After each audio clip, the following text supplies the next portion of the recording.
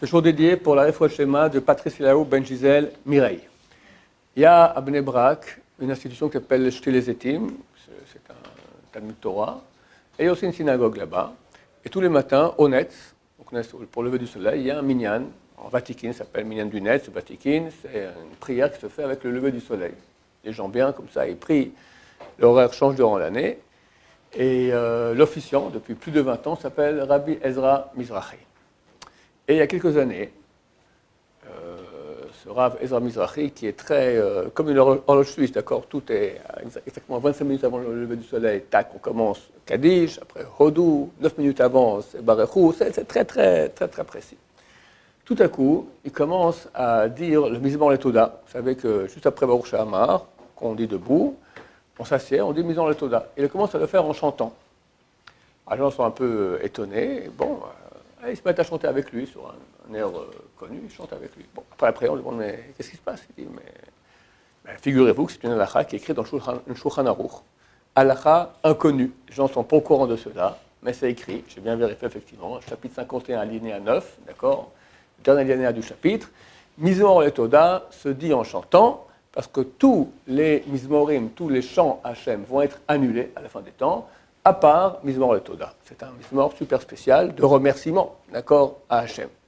Quand Mashiach viendra, tous les autres prières vont être annulées, ce Mizmor-là, il va rester. Bon, si c'est un halakha, il faut le faire. Et depuis ce jour-là, dans cette synagogue, à ce minyan-là, on chante le Mizmor Letoda. Évidemment, ça commence à faire des vagues, d'autres ont posé la question, oui, comment, ils ont vu qu'effectivement c'est écrit, donc d'autres minyanim ont commencé, peut-être nous aussi on pourrait commencer Eliaou, d'accord, une belle mélodie, pas trop longue, d'accord, pas faire le Hallel,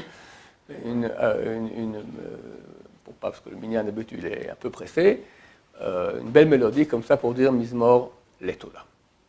Et voici, il y a quelques années, le Rav Mizrahi commence à sentir des douleurs, là. Bon, il attend un peu, il prend des cachets pour passer la douleur, ça ne passe pas, il va voir le médecin l'envoie à l'hôpital on lui fait des vérifications, le professeur lui dit, c'est toujours dur pour moi d'annoncer cette nouvelle au patient, écoutez monsieur, voilà, alors Tachem, vous allez vous en sortir, c'est la maladie, d'accord, l'affreuse maladie. Ok, Rav Mizrahi entend ça, évidemment un peu décontenancé, mais bon, Hachem est grand, et il sort de là-bas, il dit Mizmor Letoda. Il ne faut pas remercier à Dieu, il ne faut pas le décourager. Et quelques jours plus tard, il est en train de prier comme ça, Mizmor Letoda en chantant, puis il a une idée. Je vais aller prier à Tzfat. Je vais aller au cimetière de Tzfat là-bas, et la tombe de l'auteur du Shulchan Aruch, je vais aller prier là-bas pour être sauvé, que la maladie, que je guérisse. Après le minyan, il prend directement le bus, il arrive à Tzfat, il arrive là-bas sur la tombe du Rabbi Yosef Karo, l'auteur du Shulchan Aruch, il se met à pleurer, il dit, sache que grâce à moi aujourd'hui, beaucoup de minyanim commencent à faire ce que tu as écrit dans ton livre.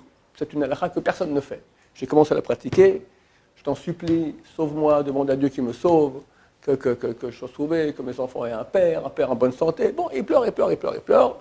Il finit avec Mizmor Letoda en chantant, et déjà un peu plus calme, il rentre à la maison, et il doit faire des analyses. Il a déjà fait, 3 semaines plus tard, mais encore d'autres analyses. Il va là-bas, il fait des analyses, évidemment, il est anxieux, mais Mizmor Letoda, depuis, il répète Mizmor Letoda des dizaines de fois par jour. Le médecin sort et dit, écoutez, je ne comprends pas. Regardez, voici ici les images de votre radio il y a quelques semaines. Vous voyez très bien la tache, là, ça c'est la tumeur, avec de côté déjà des métastases, tout ça. Regardez là, plus rien. Même quand on fait une chimiothérapie, on n'arrive pas à un résultat aussi bien que cela. Au revoir monsieur, vous êtes en bonne santé, je ne comprends pas. On appelle ça un miracle médical. Évidemment, Mizmor Letoda, il remercie Hachem, et Baruch Hachem, il est en pleine santé. Je connais d'autres personnes qui ont dit très souvent ce Mizmor, c'est un Mizmor magique. Je veux dire, ça aide. Alors de là, on apprend plusieurs choses. 1, que c'est bien de le dire en chantant. 2, la puissance de ce Mizmor, parce que c'est un Mizmor Letoda. C'est remercier Hachem. Tous les Mizmors vont disparaître, ça va rester. Et toute notre venue sur Terre, elle est pour ça, elle est pour remercier Hachem. Comme je l'ai parlé dans un cours dernièrement, d'habitude on est habitué que tout aille très bien, c'est normal que je sois en bonne santé, c'est normal que tout aille plus ou moins comme il faut, il y a des problèmes, etc. Et on oublie de dire merci à Hachem. La grandeur du merci, c'est énorme. Donc on a ici un cas, à quel point ça veut faire un miracle. On va nous aussi maintenant commencer à dire Mizmor le Torah, pas en tant qu'automatisme, d'accord, même automatisme c'est bien, mais à dire merci à Hachem. Quand on dit merci à Hachem, alors on fait une très grande mitzvah qui est la raison même de notre venue sur Terre. Le Ramban il écrit comme ça, Nachmanide.